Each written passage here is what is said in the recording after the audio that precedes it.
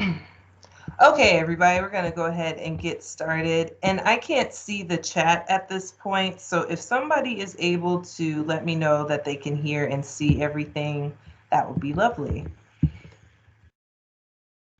Can confirm. Hey, okay, so we have our cute little guys here. This is just a quick piece of information, how to reach me, and what the event is today. And today we are talking about financial aid scholarships. And this is kind of a part one to a part two series for you all. And I'm very excited to share this information. I'm going to move this little box here, if I may. So that way you have access to the QR code. Of course, the toolbar is in the way. So forgive me because I'm not great with the clicking of things. But hello, everybody. My name is Tiffany Bigham. I go by Miss Tiffany here at the school. I help out with most things college and career. So if you ever have questions about the college going process or how to best prepare your student, please let me know. This is the best way to contact me is via email. And apologies if you have reached out to me and it's taken a while to get to you. I'm still working through some emails from being on an extended leave. So we're going to jump right in by showing you first what we have going on this week. This week, I have a couple of different sessions that are good for all Garfield parents, no matter the age. And specifically, these other events are targeted more towards juniors and seniors. So if you are interested in participating, I've put this information on the eBark, the PTSA website, the Garfield app, and then I'm always happy to email it to you. So just let me know by putting your email in the chat. So today we will be working on scholarship information part one.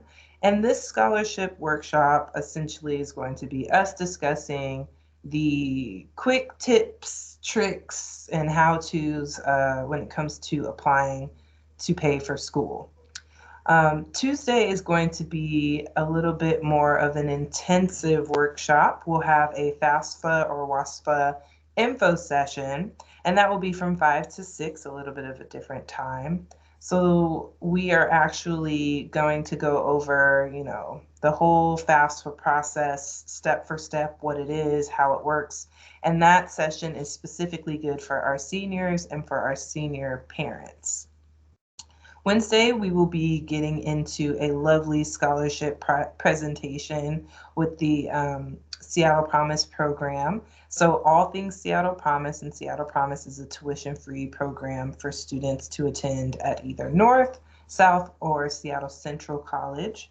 And so Lee Westrick will be spearheading that workshop as he talks about the application process and the Seattle Promise program as a whole. Thursday, I will be going over financial award letters with students in a workshop. So you've applied for school and now you've gotten your award letter. How do you decipher it? What does that mean? How much money is going towards which things? So we will be doing a deep dive into that. And finally, we'll be doing a part two of today's workshop, which is ultimately you bringing in any essays or any applications, and we could take a more intensive look, one for case for case for case. So I am very ready to get right into it. And the first thing I want to talk to you about is a little bit about what types of scholarships are out there in the world for students. Students need to know that there are scholarships you can apply for well before your senior year if you would like. And most of them fall into one of two categories. It's either merit-based aid, which is typically based on your academic performance and excellence. And then you have need-based aid, and need-based aid is based on your income. And so a lot of times it's not specific to how much money your household makes, but also extenuating circumstances. The pandemic has put a big stressor on families. There's a lot of great tools out there that schools use to determine how much is a realistic amount of money that you're able to contribute towards your college education. So need-based can be all-encompassing. Types of scholarships that come up a lot are rooted in community service or athletics. Maybe your job has a scholarship tuition sort of program that you can participate in. There's scholarships that are military based in hobbies and curriculars. I love that there's a scholarship for students that are left-handed, you know, green eyes, like it runs the gamut. And then of course you have scholarships based on students' identities. That could be their culture, their ethnic heritage. It runs the gamut.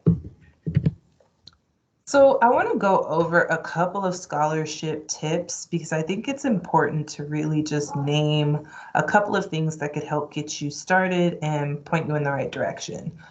The first tip that I have, tip number one, is never, ever, ever, ever pay for scholarship search tools.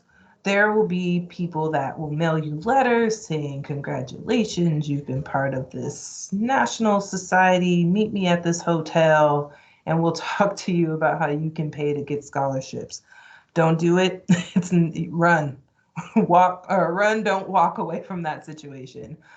There are free search tools, matching tools for scholarships all over the place. And they're very easy to navigate, and I would argue the most user-friendly.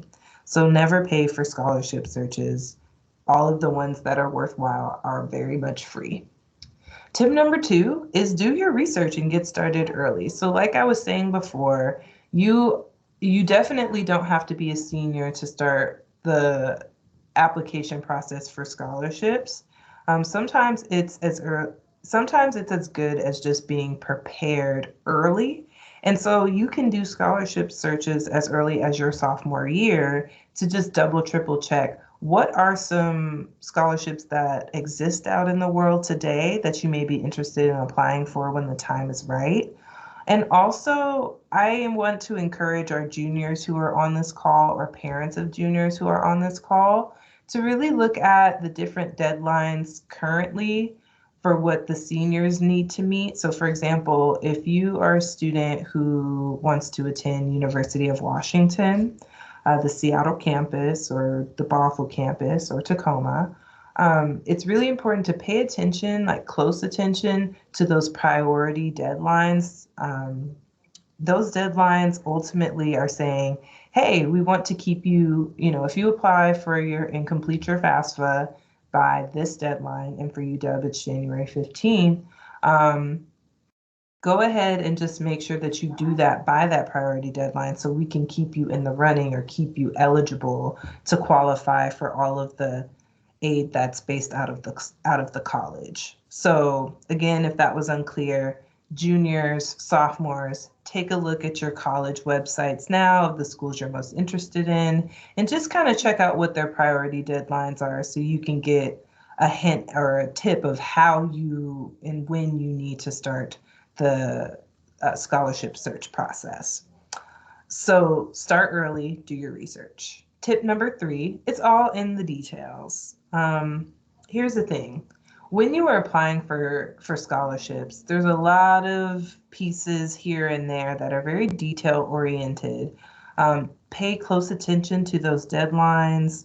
Make sure to read your essays a million times if you have to. Read them aloud, read them to a friend, read them to yourself, and make sure that there's no missing materials. It's really good to create a checklist of sorts when applying to scholarships to help keep you as organized as possible. This could be the difference between you winning or losing that scholarship. A good rule of thumb is using Excel spreadsheets of some sort. It helps keep you organized. It helps with the deadlines, and it helps with the prompts. And so I'm a big advocate in making sure that you have that access. Tip number four, bigger is not always better. Don't overlook smaller scholarships. A lot of times students feel like, man, I do not want to write an essay for something that's $200. Like, what's the point? That money may be the difference between you being able to attend a gala for a program that you're interested in, or having the right textbooks to go to class. So just really know that every dollar counts, and it counts in a real way. And those dollars can add up no matter how big or how small they are. And then tip number 5, it's all in the essay. So one thing I try to tell students and families is just prepare to write a solid essay. That's kind of the bread and butter, the crux of what you would expect coming from a scholarship. And it's just important that you need to, pay attention to whatever those questions and prompts are. And I would even say it's a good practice to draft a 300 to 400 word essay, just so you don't have to reinvent the wheel every time you apply for a scholarship. So for example, most scholarships will require you to have your transcripts, a essay, and a letter of recommendation. Now, let's say that the essay portion of the scholarship is really just asking you one of two things. It's saying, talk about a time when you experienced a great moment in leadership. What was the circumstance? What worked? What didn't in that leadership role? And then, other essays will kind of ask you to speak on a challenge that you may have experienced. So was there something in your life that happened to you recently that maybe, you had to grow from, or what were the lessons learned and the takeaways from that? So if you have something drafted, 300, 400 words, to speak to maybe one or two of those sorts of essay prompts, you'll be good to go, because they don't require, unless the prompt is extremely specific, they won't require you to go too much further beyond that. Now that we talked about scholarship tips, I want to give you some concrete scholarship matching tools that I think are really kind of a great resource for you all. So the tools that you see here in front of you, the Washboard, Scholarship, Junkies, Scholly, these are all really great tools to be able to match the scholarships to your interests and kind of tailor make that process, so you don't have to go out into the world and search for things that may not apply to you. I love the idea of a search tool or a matching tool for scholarships, because the way that it works is, once you create a profile, you just go, sorry, you hear the kids in the career center. They're having a great time. Sorry about that. So what you'll do is you'll create a profile. And on that profile, you just want to make sure that you're giving an accurate, what are your hobbies? What are your interests? What are you planning to study in school? Are you left-handed? Do you have brown hair? Like, these sorts of things kind of add up to where there's a ton of different scholarship opportunities. So when using the search tool, you ultimately create a profile. They match any scholarships of interest, whether they're local, regional, national, or even international, to you and who you are. And then they just send you out a ton of scholarships that could be a good resource for you. One thing I want to kind of veer off and show you is a scholarship tool that we have from Seattle Public Schools.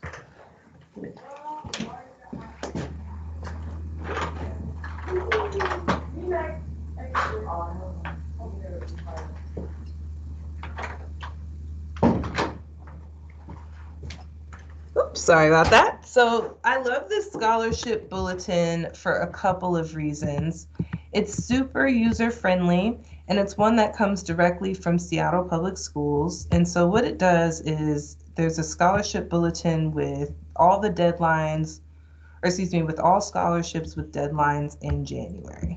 And so it breaks it down to say, what is the title of the scholarship? How much money is it? It even gives a description and a link so you can easily access the information. And it will do this every single month, auto-populate with the same link here every month. So there'll be like a January, February bulletin. There will be March bulletin. Like, they do a really good job of keeping it as updated as possible. So this is one where I'll share with students, and you can also access it on the main Seattle Public Schools College and Career Readiness page. So I want to go over some popular scholarships that Garfield students have participated in before. And I want to are you guys able to see this PDF I have up? I need a verbal yes or no. That's right. Okay, perfect. So you're able to see it. So these are kind of the most popular scholarships for Bulldogs that, students have applied for in the past. One of them is called the Gates Scholarship, and the Gates Scholarship is a very highly selective program. And what I tried to do with this particular document, and I'll make sure to send this to you all as well, is to put down the details of the scholarship. What are kind of the demographics that they are looking for, who's encouraged to apply, and then how much the award usually is. So the Gates Scholarship is a program for students that it isn't income restrictive, like there is a ceiling for this program. So this is more for, think of a need-based scholarship. It is for U.S. citizens. BIPOC students are encouraged to apply, and it does have a minimum GPA of 3.3. The cool thing about the Gates Scholarship is it's one that is awarded to 300 student leaders every single year. And these are students that typically show a lot of community work, a lot of social justice work. Maybe they're big in their faith-based organizations. They do a lot of work with their school clubs. So this is a scholarship that's heavily sought after, and one that a couple of our students get per year. One of my other, and that deadline is in September. So, one thing to keep in mind is we typically have scholarships that will come up in like the August, September timeframe. So just take a look at these deadlines too and keep them in the back of your mind. Act 6 is another really popular scholarship. I love it because it is another, it's a scholarship rooted in leadership. However, there is no GPA requirement and there is no income restriction. It's for seniors only, and it's for the full cost of attendance. So a lot of times people will hear like, oh, it's tuition free, or, maybe it's, maybe I get a book stipend. This one covers everything: your tuition, your fees, your dorm rooms, your meal plans, if you need help with transportation, if you even need a new computer at school. They do a very good job of orienting students, and this is a program where students will demonstrate any leadership skills. There's a couple of colleges who participate in this scholarship, so you would have to want to attend school at Gonzaga, PLU, Whitworth, Northwest, or St. Martin's University. And it just connects students to, any sort of leadership work that they would like to demonstrate on the college campus as well. The other one that I love is the Sullivan Leadership Award at Seattle University.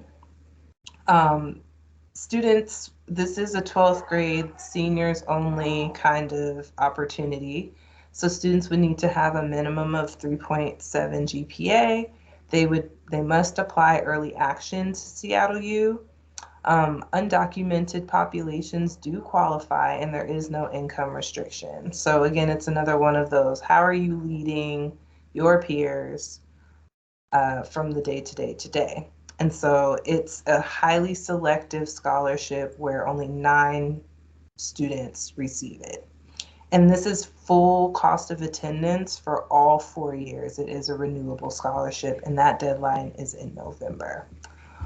So I will make sure to send you access to the other scholarships noted here. But the last one I do want to address, the last 2 I want to address actually, are the Garfield Golden Grad Scholarship as well as the Seattle Promise Program. And so the Golden Grad Scholarship is the only scholarship we have that's specifically for Garfield seniors. And so each year there's a ton of different awards ranging from $2,000 to $5,000. And some of these awards are renewable, and it can be for any field of study. So if you want to become a teacher, you get a degree in education. There's one for that. If you're an artist and you want to make sure that you're doing fine performing or some other type of medium for art, there's scholarships for that. And there's scholarships for just about any other STEM or STEAM field that you can think of. And so the benefit to the Garfield Golden Grad Scholarship is you're only competing against your peers within your senior class. And this is a program, or excuse me, this is a scholarship I'd argue is just, it's really amazing because it goes to 2-year schools, 4-year schools, as well as this award can be applied to any trades or vocations. So say you want to go and be, let's say you have more of an entrepreneurial spirit and you decide you want to get more of a certification or a license, this money can go towards that as well. And again, you've heard me mention this a couple of times, but the last program that is huge for us here at Garfield is called the Seattle Promise Program. And so the Seattle Promise Program is a great opportunity for students that have needs beyond just the financial component, but really want to seek an advisor, a confidant, a mentor throughout the process of applying and paying for college. So this is an opportunity where students will come and they're able to, excuse me, this is an opportunity where students are able to apply for a tuition-free 2 years or 90 credits, whichever comes first, opportunity to go to school at North Seattle Central or South Seattle College. Again, this is a senior only opportunity. There is no GPA requirement outside of just graduating from Garfield or graduating from a Seattle public school. And then there's no income restriction or anything like that. And so the best thing about this is this full tuition program, each time that you go to register for classes, you'll have an advisor that can help walk you through the process. And so there's a couple of different steps while applying that you must actively participate in order to stay eligible for this. But up until the day classes start, if you decide, I want to go a different route or I got another great financial opportunity, this is one of those, as long as you do everything to stay eligible programs, it's not binding. So it's not a blood oath that you had to sign to stay. And so QuestBridge is one that will come up a lot, as well as LEDA, and I'm happy to share those materials with you all so you can do a little more research on those. But those programs kind of work hand in hand to help students access the highly selective schools and Ivy League education, and it's just a great program. So now I want to kind of dive into any questions that you all may have. I'm going to stop sharing my screen here. Okay, so I wanted to know, what are some of your questions when it comes to the application process? And I know a lot of the popular scholarships are ones that, they were senior only, but that's not the case for every single scholarship being provided.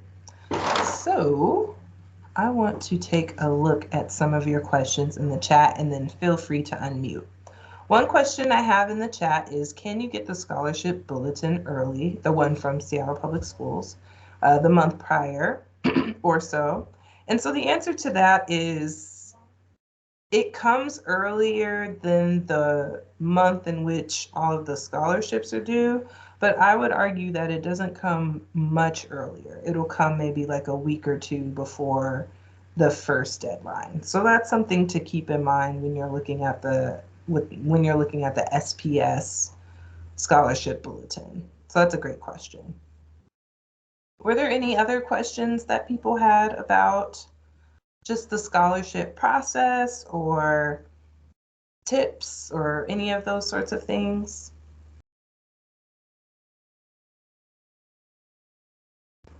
Great. Well, what I'm going to do now as I'm going to stop the recording. So thank you all for coming.